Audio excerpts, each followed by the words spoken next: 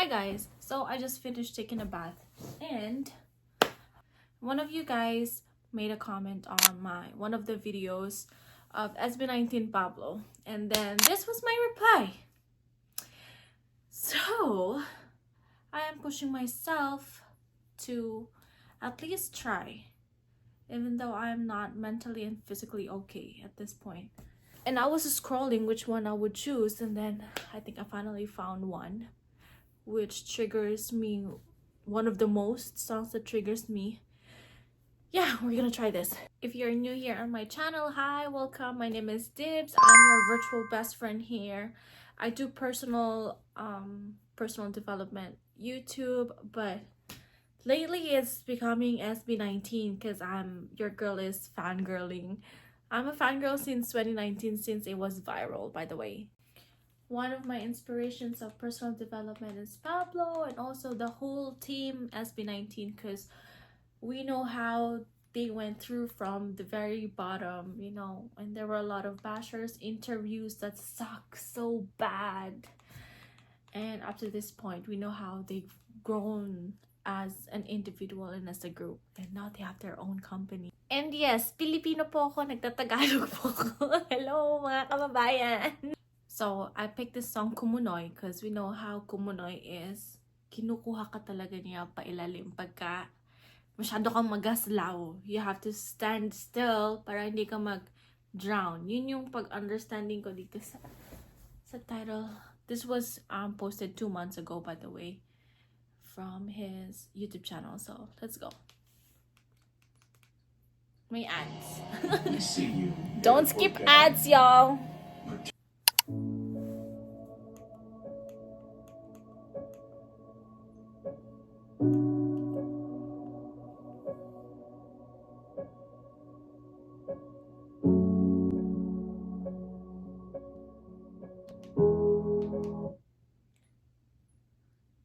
Ang heavy naman. Ano ba yan? Intro pa lang? Lagi na lang ganito sa kanta nila, no? Kahit kanino sa SB19. Parang intro pa lang, parang gano'n na agad.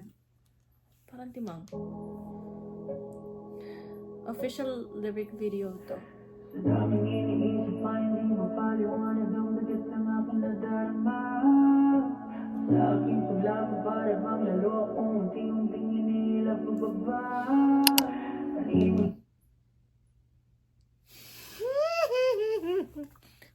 Girl, 2 lines pa lang. That's what I feel. Kaya, I've been saying na I'm not mentally okay and emotionally. Ay, ang hirap mamuhay ng malayo sa pamilya, y'all. Kaya habang magkakasama kayo ng pamilya nyo, don't take it for granted. Do things as much as you can habang magkakasama kayo ng family nyo. Wait,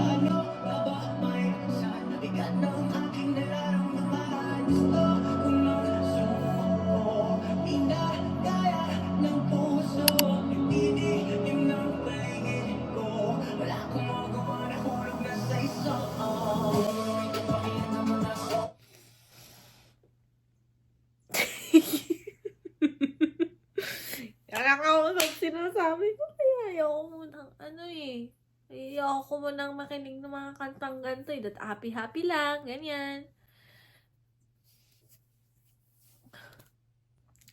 TMI, kausap ko lang yung nanay ko like 2 weeks ago, and parang nag-out ako sa kanya na may mga pangarap ako sa buhay, ganto ganyan, pero parang kailangan maudlot muna, or parang kailangan ko, wag na lang kaya nating ituloy ito kasi parang mas pipiliin ko yung pamilya ko, nakasama ko kayo kaya sa malayo, kesa sa matapos ko yung gusto kong mangyari.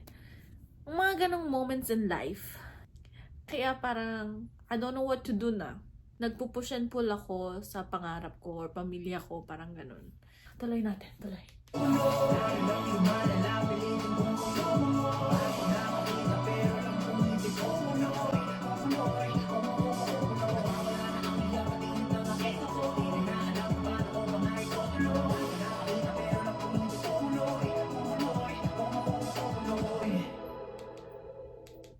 Exactly!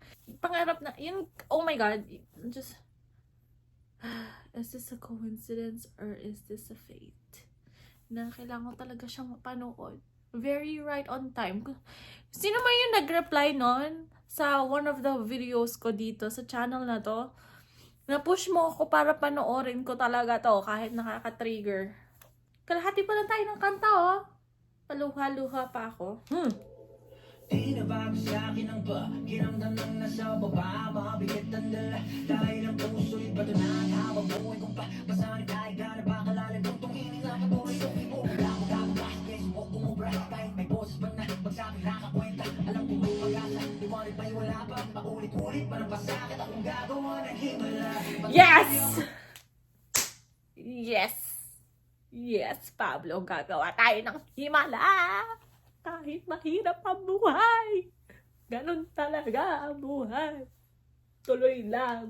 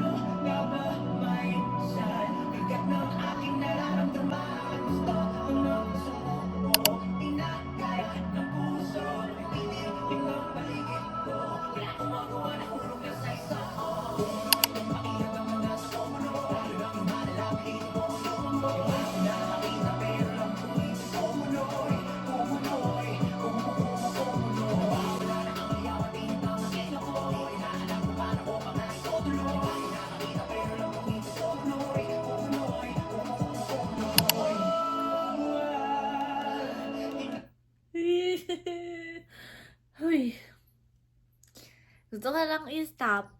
Pero parang gumaganda at gumagana yung pakiramdam ko ng padulo. Ay, 2 minutes pa, 2 minutes. Hinga lang ako ng konti, ng very, very light lang na mabilis lang talaga. Inhale tayo. Exhale. Pukto na naman ako papasok bukas. Pukto yung mata na naman. Kailangan ko ng tulong mo. Pasensya na nakalimutan ko lang ilang kayong naririnig kami. Kaibigan na naman nagsisilip ilaw sa tuwing magulong ko mundo'y nagtik.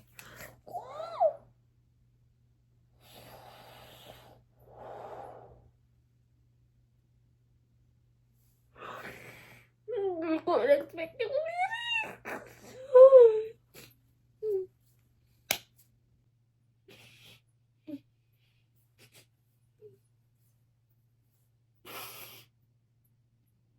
OA.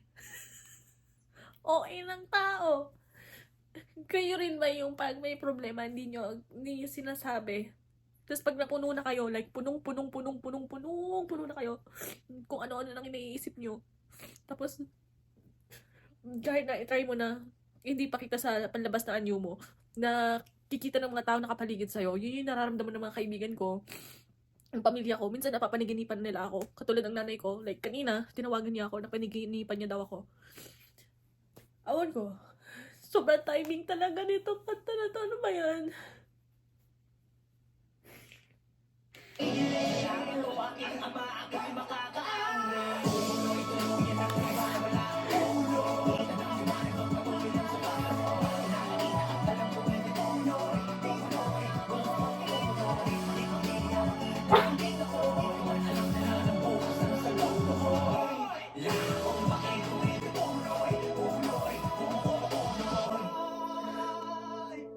Salamat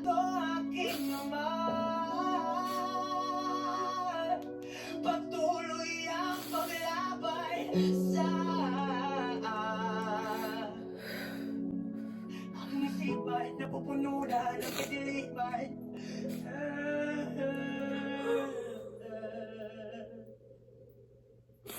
Umiyak siya sa dulo.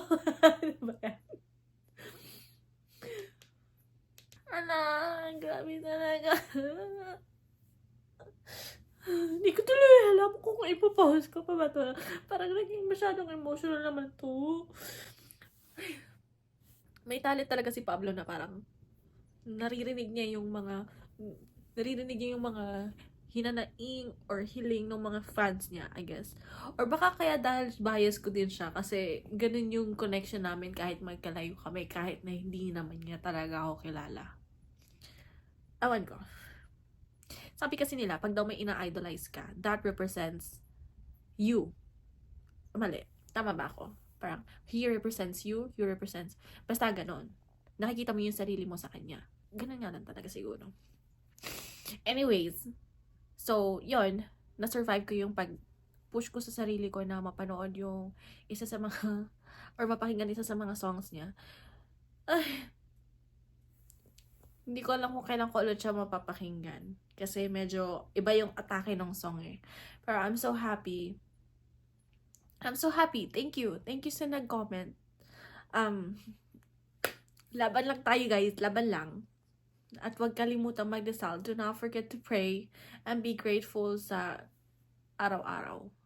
That you have another day to open your eyes, to breathe, and to see the world. Okay? I love you guys. Let's see you around.